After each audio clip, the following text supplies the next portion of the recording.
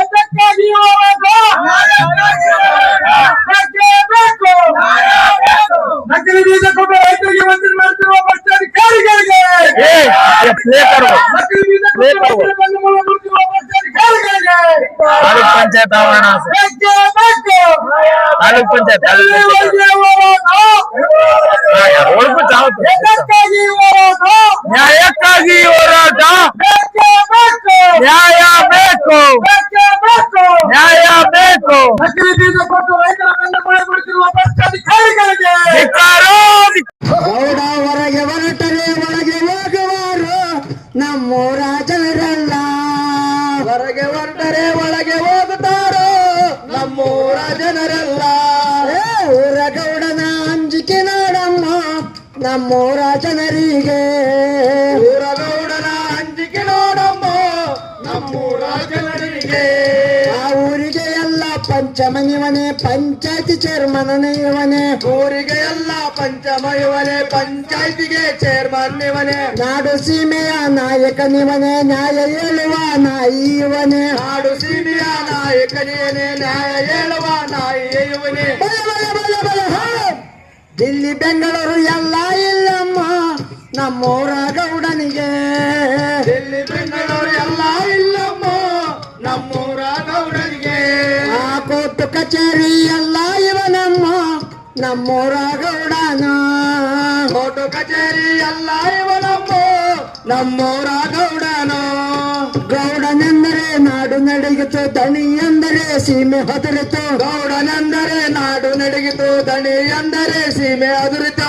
ಅಪ್ಪನ ಕಾಲದ ಹಳೆ ಗೌಡಕಿ 60 ದಳಪತಿ ಇವನೇ.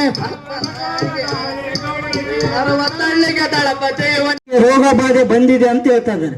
ಸ್ವಾಮಿ, ನೀವು ಕೊಟ್ಟಂತ ನೀಲಕಂಠೇಶ್ವರ BP2 ಬೀಜಕ್ಕಷ್ಟೇ ಅಕ್ಟೋಬರ್ ಸೆಪ್ಟೆಂಬರ್ ಅಲ್ಲಿ ಸಪ್ರೇಟ್ ಆಗಿ ಮಳೆ ಬರಕ ಮಳೆರಾಯ ಏನು ನಿಮ್ಮ ಅಪ್ಪನ ಮನೆಯಿಂದ ಬಂದಿಲ್ಲ. ಯಾಕಂದ್ರೆ ಎಲ್ಲ ಬೆಳೆಗಳಿಗೆ ಮಳೆ ಆಗಬೇಕು. ನೀಲಕಂಠೇಶ್ವರ ಸೀಡ್ಸ್ ಮಾತ್ರ ಇಳುವರಿ ಬಂದಿಲ್ಲ. ಅದನ್ನ ಬಿಟ್ಟು ಎಲ್ಲ ಬೆಳೆಗಳ ಇಳುವರಿ ಚೆನ್ನಾಗಿ ಬಂದಿದೆ. ನೀವು ಕೊಟ್ಟಂತ ನೀಲಕಂಠೇಶ್ವರ ಇಳುವರಿ ತುಂಬಾ ಕಡಿಮೆ ಬಂದಿದೆ. ರೈತರು ಆತ್ಮಹತ್ಯೆ ಮಾಡಿಕೊಳ್ಳುವ ಅವಕಾಶವನ್ನು ತಾಲೂಕು ಆಡಳಿತ ಕೃಷಿ ಇಲಾಖೆ ಅಧಿಕಾರಿಗಳಾದಂಥ ಗುರುನಾಥ್ ಹೇಡಿ ಸರ್ ಅವರಿಗೆ ಕಠಿಣವಾದ ಶಿಕ್ಷೆಯನ್ನು ಕೊಟ್ಟು ರೈತರಿಗೆ ನ್ಯಾಯ ಕೊಡಿಸ್ಬೇಕಂತೇಳಿ ತಮ್ಮಲ್ಲಿ ಮನವಿ. ಸರ್, ಇನ್ನೊಂದು, ರೈತರಿಗೆ ನ್ಯಾಯ ಕೊಡಿಸಲು ನಿಮಗೆ ಮುಜುಗರವಾದರೆ ನೀವು ತಿನ್ನುವ ಅನ್ನಕ್ಕಾದರೂ ನ್ಯಾಯ ಕೊಡಿಸಿ ಎಂದು ನಮ್ಮದೊಂದು ಮನವಿ ಸರ್. ಹಸಿರು ಸೇನೆ ಸಾಗಿದವರು ಕೂಡ ನಮ್ಮ ಹೋರಾಟಕ್ಕೆ ಬೆಂಬಲ ಕೊಡ್ತಾ ಇದ್ದಾರೆ. ಅವ್ರಿಗೂ ಸ್ವಾಗತ. ಅದೇ ರೀತಿಯಾಗಿ ಬಂಧುಗಳೇ, ನಾನು ಹೇಳ್ತಾ ಇದ್ದೆ, ಏನು 5 ಜನ ವೈಜ್ಞಾನಿಗಳ ತಂಡ ಏನು ಈ ಭತ್ತದ ಸಸಿ ಬಗ್ಗೆ BP2 ಬಗ್ಗೆ ಬಹಳ ವಿಚಾರವಾಗಿ ಸುಮಾರು 2 ತಿಂಗಳಿಂದ ನಾವು ಮಾನ್ಯ ಜಿಲ್ಲಾಧಿಕಾರಿಗಳಿಗೆ, ಮಾನ್ಯ ಜಿಲ್ಲಾಡಳಿತಕ್ಕೆ ಹಣ ಬಂದಿದ್ದೇವೆ. ನಮ್ಮ ಹೊಲಗಳಲ್ಲಿ ಏನು ಕಟಿಂಗ್ ಮಿಷಿನ್ಗಳು, ಭತ್ತದ ರಾಶಿಗಳು ಹಂಗೆ ಬೀದಿಯಲ್ಲಿ ಬಿದ್ದಿದ್ದಾವೆ. ಅದಕ್ಕೆ ಕಾಯೋರು ಯಾರೂ ಇಲ್ಲ. ಮುಂಬರುವ ದಿನಗಳಲ್ಲಿ ಇವತ್ತೇನು ನಮ್ಮ ಬೇಡಿಕೆ, ಇವರು ಮಾನ್ಯ ಕೃಷಿ ಅಧಿಕಾರಿಗಳು ಮತ್ತು ಮಾನ್ಯ ದಂಡಾಧಿಕಾರಿಗಳು ಇವತ್ತು ನಮ್ಮ ಬೇಡಿಕೆ, ನಮ್ಮ ರೈತರ ಏನು ಪರವಾದ ಬೇಡಿಕೆ, ರೈತರು ದೇಶದ ಬೆನ್ನೆಲುಬು ಅಂತ ಏನು ಹೇಳ್ಕೊಳ್ತಾರೆ ಅಂತ ಬೇಡಿಕೆ ಇವತ್ತು ಈಡೇರಿಸದೆ ಹೋದ್ರೆ ಏನು ಇದು ಉಗ್ರ ಸ್ವರೂಪಕ್ಕೆ ಈ ಹೋರಾಟ ಮುಂದೆ ಹೋಗುತ್ತೆ. ಅದಕ್ಕಾಗಿ ಮಾನ್ಯ ದಂಡಾಧಿಕಾರಿಗಳು ನಮ್ಮ ಬೇಡಿಕೆ ಇಷ್ಟೇ, ಇವರು BP2 ಎಂಬ ಪರವಾನಗಿಯನ್ನು ತಗೊಂಡು ಏನು ಅಮಾಯಕ ರೈತರಿಗೆ BP2 ಬೀಜಗಳನ್ನು ಅಂತಾರಾಜ್ಯದ ನೀಲಕಂಠೇಶ್ವರ ಸೀಡ್ಸ್ ಕಂಪನಿಯು ರಾಯಚೂರು ಜಿಲ್ಲಾದ್ಯಂತ ಸುಮಾರು 6 ರಿಂದ 8 ಸಾವಿರ ಎಕರೆ ಭತ್ತಕ್ಕೆ ಏನು ಬೀಜಗಳು ಏನು ಕಾಳ ಸಂತೆಯಲ್ಲಿ ಇವತ್ತು ರೈತರಿಗೆ ಮಾರಿದೆ. ರೈತರು ಆ ಬೀಜಗಳನ್ನು ಬಿತ್ತಿ ಏನು ದೇವರು ಈ ವರ್ಷ ನಮ್ಗೆ ಮಳೆ ಕೊಟ್ಟಿದ್ದಾನೆ, ಈ ವರ್ಷ ಚೆನ್ನಾಗಿ ಬೆಳೆ ಬರ್ಬೋದು ಅಂತ ಏನು ರೈತರು ಹಗಲು ರಾತ್ರಿ ಏನು ಕೆಸರು ಗದ್ದೆಯಲ್ಲಿ ಆ ಮಳೆಯಲ್ಲಿ, ಸಿಡಿಲಲ್ಲಿ, ಚಳಿಯಲ್ಲಿ, ಚೋಳಲ್ಲಿ, ಹಾವಲ್ಲಿ ಯಾವುದು ಲೆಕ್ಕಕ್ಕೆ ಇಟ್ಕೊಂಡೆ ಅಲ್ಲಿ ಹೋಗಿ ನೋಡಿದ್ರೆ ಅದರಲ್ಲಿ ಇಳುವರಿ ಕಷ್ಟ ಆ ಬೆಳೆಗೂ ಹೇಳಾರ್ದೆ, ದೇವರಿಗೂ ಹೇಳಾರ್ದೆ, ಇಲ್ಲಿ ಅಧಿಕಾರಿಗಳಿಗೆ ಹೇಳೋಣ ಅಂತ ಬಂದ್ರೆ ಅಧಿಕಾರಿಗಳು ಮಾತ್ರ ರೈತರಿಗೆ ದಾರಿ ತಪ್ಪಿಸುವಂತ ಕೆಲಸವನ್ನು ಮಾಡ್ತಾ ಇದ್ದಾರೆ. ಇದಕ್ಕೆ ನಮ್ಮ ಖಂಡನೀಯ. ಅದಕ್ಕಾಗಿ ಆದಷ್ಟು ಬೇಗನೆ ಆದಷ್ಟು ಬೇಗನೆ, ಈಗ ಆಲ್ರೆಡಿ ಸಮಯ 1 ಗಂಟೆ ಆಗಿದೆ, ಪದೇ ಪದೇ ಅವರಿಗೆ ಹೇಳೋದ್ ಬೇಡ. ಯಾಕಂತಂದ್ರೆ ನಾವು ಏತಕ್ಕಾಗಿ ನಾವು ಹೋರಾಟ ಮಾಡ್ತಾ ಇದ್ದೀವಿ, ಕೃಷಿ ಅಧಿಕಾರಿಗಳು ಪಕ್ಕದಲ್ಲೇ ಇದ್ದಾರೆ, ಅವ್ರಿಗೆ ಗೊತ್ತಿದೆ ಎಲ್ಲಾನು, ಅವರಿಗೆಲ್ಲ ಗೊತ್ತಿದೆ. ಗೊತ್ತಿದ್ರು ಸಹ ಗೊತ್ತಿಲ್ಲದಂಗೆ ಮಾಡ್ತಾ ಇದ್ದಾರೆ. ಅದಕ್ಕಾಗಿ ರೈತರ ಹಿತವಾದ, ರೈತರ ಪರವಾದ ಒಂದು ಕಾರ್ಯವನ್ನು ಅವರು ಮಾಡಲೇಬೇಕು. ಇವತ್ತು ಕ್ರಮವನ್ನು ಅವರು ತಗೊಳ್ಳೇಬೇಕು. ಈ ನೀಲಕಂಠೇಶ್ವರ ಅಂತಾರಾಜ್ಯದ ಕಂಪನಿಯನ್ನು ಕಪ್ಪು ಪಟ್ಟಿಗೆ ಹಾಕಿ ಇವರ ಮೇಲೆ ಕ್ರಿಮಿನಲ್ ಮೊಕದ್ದಮೆ ದಾಖಲಿಸಿ ರೈತರು ಎಷ್ಟು ಬೆಳೆ ನಾಶ ಆಗಿದೆನೋ ಅಷ್ಟು ಬೆಳೆಗೆ ಆ ಕಂಪನಿಯ ಆಸ್ತಿ ಪಾಸ್ತಿಯನ್ನು ಮುಟ್ಟುಗೋಲು ಹಾಕಿ ರೈತರಿಗೆ ಪರಿಹಾರ ಕೊಡಬೇಕಂತೇಳಿ ನಮ್ಮ ಮನವಿ ಇದೆ. ಇದೇ ಉದ್ದೇಶಕ್ಕಾಗಿ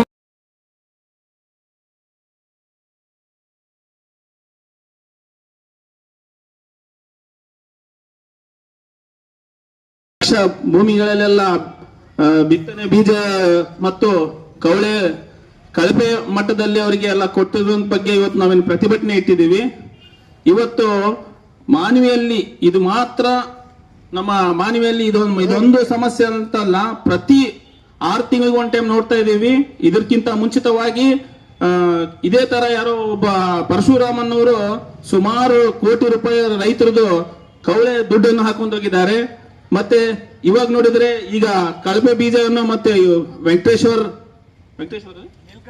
ನೀಲಕಂಠೇಶ್ವರ ಮತ್ತು ಸುಗ್ರೇಶ್ವರ ಟ್ರೇಡಿಂಗ್ಸ್ ಇವರೆಲ್ಲ ರೈತರಿಗೆ ಮೋಸ ಮಾಡ್ತಿದ್ದಾರೆ. ಇದಕ್ಕೆ ಸಂಬಂಧಪಟ್ಟ ಕೃಷಿ ಅಧಿಕಾರಿಗಳು ಮತ್ತೆ ರೈಸ್ ಮಿಲ್ಸ್ ಅಸೋಸಿಯೇಷನ್ಸ್ ಅವರು ರೈತರಿಗೆ ಯಾಕೆ ಬೆಂಬಲ ಕೊಡ್ತಾ ಇಲ್ಲ, ಈ ರೈತರಿಗೆ ಏನು ಮೋಸಗಳು ಆಗ್ತಾ ಇದ್ದಾವೆ, ಏನ್ ಕಣ್ಣು ಮುಚ್ಕೊಂಡು ಕೂತಿದ್ದಾರೆ, ಏನ್ ಇವರೆಲ್ಲ ಇದರಲ್ಲಿ ಶಾಮೀಲಾಗಿದ್ದಾರೆ, ಇಂಥವೆಲ್ಲ ನೋಡಿಬಿಟ್ಟು ನಮ್ಮ ಮಾನವಿ ಜನರು ಮತ್ತು ರೈತರು ಒಗ್ಗಟ್ಟಾಗಿ ರೈತರಿಗೆ ಆಗಿರುವ ಅನ್ಯಾಯಕ್ಕೆ ಸದಾ ಬೆಂಬಲವಾಗಿ ಇರಬೇಕು. ಅವಾಗಲೇ ರೈತ ತಾನೇನು ಕಷ್ಟದಲ್ಲಿದ್ದಾನೆ ಅಂದ್ಮೇಲೆ ತಾವೆಲ್ಲ ಬೆಂಬಲ ಕೊಟ್ಟಿಲ್ಲ ಅಂತಂದ್ರೆ ರೈತರ ಪರಿಸ್ಥಿತಿ ಏನಾಗ್ಬೇಕು? ಪ್ರತಿ ವರ್ಷ ರೈತ ಇದು ಅಂತಲ್ಲ, ಕಳಪೆ ಬೀಜ ಎಲ್ಲದಕ್ಕೆ ಪರದಾಡ್ಬೇಕು, ಬೆಂಬಲ ಬೆಲೆ ಎಲ್ಲದಕ್ಕೆ ಪರದಾಡ್ಬೇಕು. ಯಾರೋ ಒಬ್ಬನು ಬರ್ತಾನೆ ಕವಳೆ ತಗೊಂತಾನೆ, ಅವ್ನು ನೋಡ್ಕೊಂಡು ಹೋಗ್ತಾನೆ. ಇವಾಗ ನೋಡಿದ್ರೆ ಈ ತರ ಸಮಸ್ಯೆಗಳು ಎಲ್ಲಿವರೆಗೆ? ಈ ತರ ಅಧಿಕಾರಿಗಳು ಬರ್ತಾರೆ, ಒಂದು ಮೆಮೊಂಡಮ್ ತಗೊಂತಾರೆ, ಆಯ್ತು ಮಾಡೋಣ ಅಂತಾರೆ. ಇದು ಪ್ರತಿಭಟನೆ ಇಲ್ಲಿಗೆ ಸೀಮಿತನಾ? ನಾವು ಇಡೀ ಮಾನವಿ ಜನರಿಗೆ ನಾವು ಹೇಳೋದೇನಂತಂದ್ರೆ, ರೈತರಿಗೆ ಎಲ್ಲೇ ಅನ್ಯಾಯವಾದ್ರೂ ದಯವಿಟ್ಟು ಸಹಕರಿಸಬೇಕು. ತಾವು ಇವತ್ತು ಒಂದು ಹೋಟ್ಲಲ್ಲಿ ಹೋಗ್ರಿ, ಒಂದು ಮನೆಯಲ್ಲಿ ಅನ್ನ ಸ್ವಲ್ಪ ದಪ್ಪ ಆದ್ರೆ ಎಲ್ಲಿಂದ ತಂದಿ ಅಕ್ಕಿ ಹೋಗಿ ವಾಪಸ್ ಕೊಟ್ಟು ಬಾ, ಅದು ಚೆನ್ನಾಗಿ ಬಂದಿದ ಅಂತ ಹೇಳ್ತಾರೆ. ಇವತ್ತು ರೈತರಿಗೆ ಲಕ್ಷಾಂತರ ಎಕರೆ ಕವಳೆ, ಅವ್ರು ಎಲ್ಲಿಗೆ ಹೋಗ್ಬೇಕು? ಯಾರಿಗೆ ನ್ಯಾಯ ಕೇಳಬೇಕು? ಎಲ್ರೂ ಸ್ವಲ್ಪ ರೈತರ ಬಗ್ಗೆ ಗಮನ ಹರಿಸಬೇಕು. ಏನೇನು ಪ್ರತಿಭಟನೆ ಮಾಡ್ತಿದ್ದಾರೆ, ಯಾಕೆ ಮಾಡ್ತಿದ್ದಾರೆ? ಪ್ರತಿ ವರ್ಷ ಇದೇ ತರ ಕಳಪೆ ಗೊಬ್ಬರದ್ದಾಯ್ತು, ಕಳಪೆ ಮಟ್ಟದಲ್ಲಿ ಯೂರಿಯಾ ಫರ್ಟಿಲೈಸರ್ಸ್ ಗಳೆಲ್ಲ ಮಾರ್ಕೊಂಡ್ ತಿನ್ನೋದು. ಈಗ ನಾವೆಲ್ಲ ರೈತರು ಈಗ ಪ್ರತಿಭಟನೆ ಮಾಡ್ತಾ ಇದೀವಿ. ಅಸೋಸಿಯೇಷನ್ ಅವ್ರಿಗೆ ಗೊತ್ತಿಲ್ವಾ ಇದು? ಮಾನವಿ ರೈಸ್ ಮಿಲ್ ಅಸೋಸಿಯೇಷನ್ ಅವರು ಅವ್ರಿಗೆ ಬೆಂಬಲ ಕೊಡ್ತಿದಾರಾ? ಬರ್ಬೇಕು ಅವರು. ಇದಕ್ಕೆಲ್ಲ ಶಾಮೀಲಿದ್ದಂಗೆ ನೀವು ಇಲ್ಲ ಅಂದ್ರೆ ಲಾಸ್ಟ್ ಟೈಮ್ ಆಯ್ತು, ಇನ್ನುವರೆಗೆ ನ್ಯಾಯ ಸಿಕ್ಕಿಲ್ಲ. 4-5 ಕೋಟಿ ರೂಪಾಯಿ ಕವಳೆ ಪರಶುರಾಮ ಅನ್ನೋನು ಹಾಕೊಂಡೋದ ಅವನು ರೈತರದು, ಇನ್ನುವರೆಗೆ ಒಬ್ರು ದುಡ್ಡು ಬಂದಿಲ್ಲ. ಸಹಾಯ ಪರಿಸ್ಥಿತಿ ತಂದು ಕೊಟ್ಟಿದ್ದಾರೆ. ಇವತ್ತು ಇದಕ್ಕೆ ಸಂಪೂರ್ಣ ಜವಾಬ್ದಾರಿ ಇದ್ದಾರೆ ಅವರೆಲ್ಲ. Shivaram yes correct. ಇನ್ನುವರೆಗೂ ರೈತರಿಗೆ ನ್ಯಾಯ ಸಿಕ್ಕಿಲ್ಲ. ಇವತ್ತು ಈ ಪ್ರತಿಭಟನೆ ಹಂಚ್ಕೊಂಡಿದ್ದೀವಿ. ಇವ್ರಿಗೆ ಏನಾದ್ರೂ ಪ್ರತಿಭಟನೆ ಸಿಕ್ಕಿಲ್ಲ ಅಂದ್ರೆ ಮತ್ತೆ ರಸ್ತಾ ರೋಕಾವು ಮಾಡ್ತೇವೆ ಮುಂದಿನ ದಿನಗಳಲ್ಲಿ. ಅಧಿಕಾರಿಗಳು, ಮಾನ್ಯ ಜಿಲ್ಲಾಧಿಕಾರಿಗಳಿಗೆ ಈ ಗಮನಕ್ಕೆ ಬರಬೇಕು. ಇದು ಇಲ್ಲಿಗೆ ಇಟ್ಬಿಟ್ಟು ಅಗ್ರಿಕಲ್ಚರ್ ಯೂನಿವರ್ಸಿಟಿ ಅವರೇನು ಇವತ್ತು ಕೊಟ್ಟಿದ್ದಾರೆ, ಅವ್ರು ತಮ್ಮ ಸೈನ್ಸ್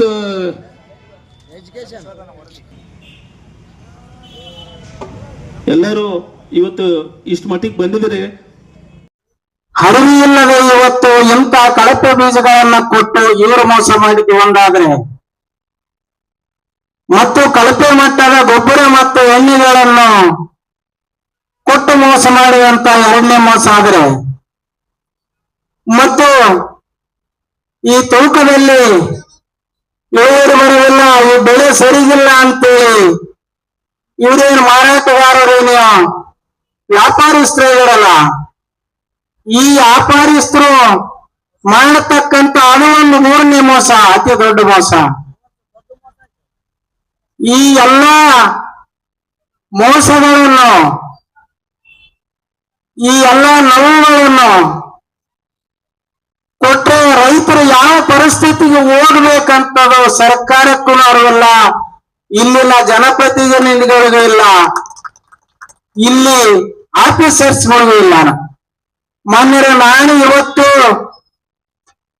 ತಮಗೆ ಕೇಳ್ಕೊಳ್ತಾ ಇದ್ದೀನಿ,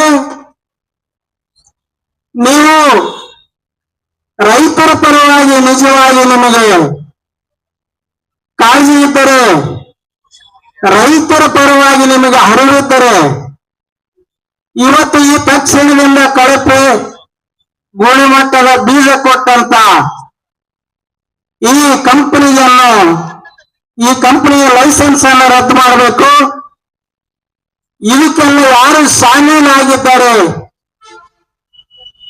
ಇಷ್ಟೆಲ್ಲ ತಾರತಮ್ಯಗಳು ಮಾಡತಕ್ಕಂತ ಅಧಿಕಾರಿಗಳ ಮೇಲೆ ಮತ್ತೆ ಈ ಕಂಪನಿ ಮಾಲಕರ ಮೇಲೆ, ಈ ಬೀಜ ಕೊಟ್ಟಂತ ಮಾಲಕರ ಮೇಲೆ ಈ ತಕ್ಷಣದಿಂದ ಸರ್ಕಾರ ಕ್ರಿಮಿನಲ್ ಮೊಕದ್ದಮೆ ಹೂಡಿ ಇವರು ಜೈಲಿಗೆ ಹೋಗುವಂತ ಒಂದು ಪರಿಸ್ಥಿತಿಯನ್ನ ಇವತ್ತು ರೈತರ ಮೇಲೆ ಒಂದು ಮಾಡಿದಂತ ಇಂಥ ಅಧಿಕಾರಿಗಳು ಜೈಲಿಗೆ ಕಳಿಸ್ಬೇಕಂತ ಹೇಳಿ ನಾನು ಇವತ್ತು ಸರ್ಕಾರಕ್ಕೆ ನಾನು ಮನವಿ ಮಾಡ್ತಾ ಇದ್ದೀನಿ. ಬಂಧುಗಳೇ, ಇವತ್ತು ನೀವು ಹೇಳ್ತೀರಿ ಈ ಭಾರತ ದೇಶದಲ್ಲಿ ರೈತ ಬೆನ್ನೆಲುಬು, ಈ ಭಾರತ ದೇಶದಲ್ಲಿ ಏನಾದ್ರೆ ರೈತ ಇವತ್ತು ಇಲ್ಲಿವರೆ ನಮಗೆ ಕೂಡಲ್ಲ, ಈ ರೈತ ಇಲ್ಲಿವರೆ ನಮಗೆ ಮುಂದಿನ ಪರಿಸ್ಥಿತಿ ಗೊತ್ತಿಲ್ಲ ಅಂತ ನೀವೇ ಸರ್ಕಾರ ಹೇಳ್ತದೆ. ಮತ್ತೊಂದು ಕಡೆ ಈ ರೈತರಿಗೆ ಮೋಸ ಮಾಡತಕ್ಕಂತ ಅಧಿಕಾರಿಗಳ ಮೇಲೆ ನೀವು ನಿರ್ದಾಕ್ಷಿಣ್ಯದ ಕ್ರಮವನ್ನು ತೆಗೆದುಕೊಳ್ಳಕ್ಕೆ ನಿಮಗೇನಾಗಿದೆ ಅಂತ ನನ್ನ ಭಾವನೆಗಳು. ಬಂಧುಗಳು, ಇವತ್ತು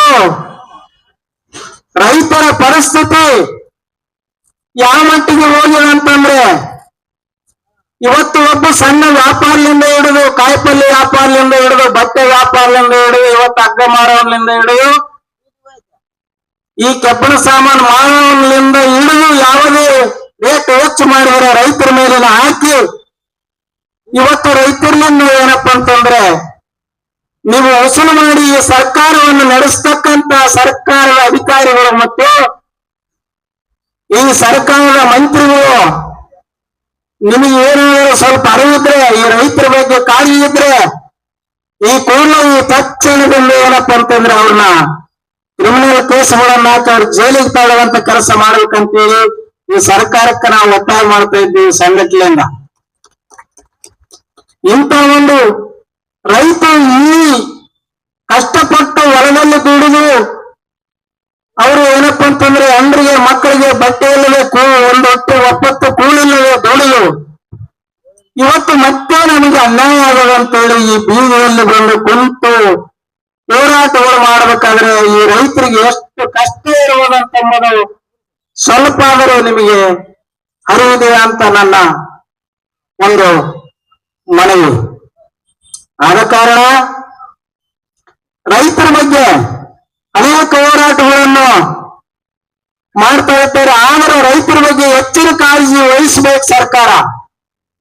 ಇದು ವಹಿಸ್ತಾ ಇಲ್ಲದೆ ಇವತ್ತು ಅನ್ನ ಹಾಕಂತ ರೈತರಿಗೆ ನೀವು ಮೋಸ ಮಾಡ್ತೀರಿ. ಅವರಿಗೆ ಎಂತ ಒಂದು ಏನಪ್ಪಾ ಅಂತಂದ್ರೆ ದಾರಿ ತಪ್ಪಿಸ ಕೆಲಸಗಳು ಕಳಪೆ ಬೀಜವನ್ನು ಕೊಟ್ಟು ಈ ಬೀಜದಿಂದ ಹಿಡ್ಕೊಂಡು, ಗೊಬ್ಬರದಿಂದ ಹಿಡ್ಕೊಂಡು, ಎಣ್ಣೆಲಿಂದ ಹಿಡ್ಕೊಂಡು ಎಲ್ಲಾರು ಮೋಸ ಮಾಡಿದ್ರೆ ಇವತ್ತು ರೈತರ ಪರಿಸ್ಥಿತಿ ಏನು? ರೈತ ಇವತ್ತು ಏನಪ್ಪಾ ಅಂತಂದ್ರೆ ಅವ ಸರಿಯಾಗಿ ಬಟ್ಟೆ ಇಲ್ಲಪ್ಪ ನಿನಗೆ ರೇಟ್ ಇಲ್ಲ ಅಂತಾನ, ಅವ ಗೊಬ್ಬರದ ಅಂಗಡ ಗೊಬ್ಬರ ಕೊಡ್ತಾನ, ಎಣ್ಣೆ ಕೊಡ್ತಾನ. ಅವ ಎಣ್ಣೆ ಏನಪ್ಪಾ ಅಂತಂದ್ರೆ ಕಳಪೆ ಮಟ್ಟದ ಕೊಟ್ಟು ಅವ್ರಿಗೆ ಎಣ್ಣೆ ಹೊಡೆದು ಅದೆಲ್ಲ ಲಾಸ್ ಆಗಿ ಅವೆಲ್ಲ ಮಾಡಿಕೊಂಡು ದುಡಿದು ಬಂದು ಎಲ್ಲ ಮಾಡಿದ್ರೆ ಈ ಬೀಜದ ಬಿಟ್ಟು ಹಿಂದಾಗ ಈ ಪರಿಸ್ಥಿತಿ ಹಿಂದಾಗ ಅಂತಂದ್ರೆ ಇವತ್ತು ರೈತರಿಗೆ ಸರ್ಕಾರ ಆಗ್ಲಿ, ಈ ಎಲ್ಲ ಅಧಿಕಾರಿಗಳಾಗ್ಲಿ, ಈ ಕಂಪನಿಯವರಾಗ್ಲಿ ಈ ದೇಶದಲ್ಲಿ ರೈತರು ಬದುಕಬೇಕಾ ಅಥವಾ ಇಲ್ಲ ಎಂಬುದನ್ನು ತನ್ನ ತಾವೇ ಗಮನದಲ್ಲಿಡಬೇಕು. ಈ ರೈತರಿಗೆ ಮೋಸ ಮಾಡ್ತೇವೆ.